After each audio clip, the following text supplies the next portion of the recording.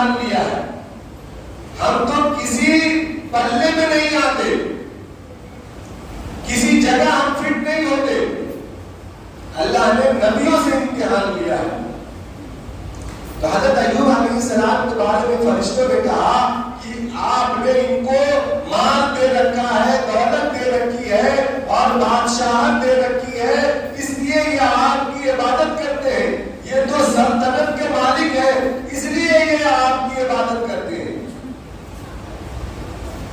تو اللہ تعالیٰ نے ان کو ایک ایسی بیماری دے دی, ایک ایسا زخم دے دیا جس میں ان کی پوری سلطنت برباد ہو گئی, پوری سلطنت ختم ہو گئی. یہاں تک کہ کتابوں میں آتا ہے کہ ان کی جو اہلیہ تھی وہ ان کا بال بہت خوبصورت تھا, تو وہ اپنا بال کاٹ کاٹ کر بیچا کرتی تھی بازار میں, اس سے ان کا گھر چلتا تھا. یہ نبی ہے حضرت ایوب علیہ السلام. جب آپ مصیبت میں اللہ سے شکایت کریں گے تو اللہ تعالیٰ آپ کو کہیں گے کہ حضرت ایوب علیہ السلام سے زیادہ تم مصیبت میں تھے.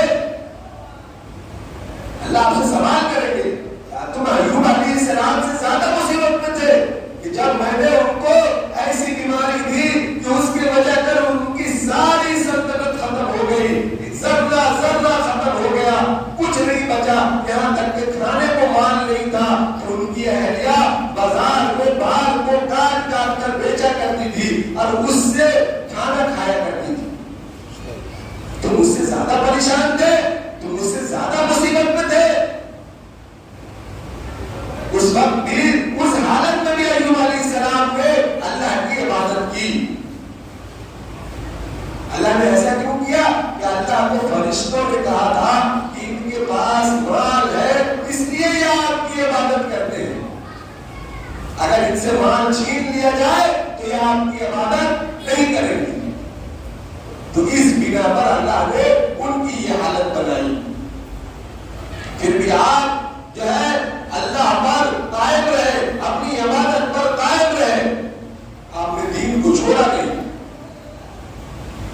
یہاں تک کہ کتابوں میں بات آتی ہے کہ زخم سے جب کوئی کیڑا باہر گر جاتا تو آپ اسے اٹھا کر اپنے زخم میں رکھ دیتے, بولتے کہ تمہارا کھانا اللہ نے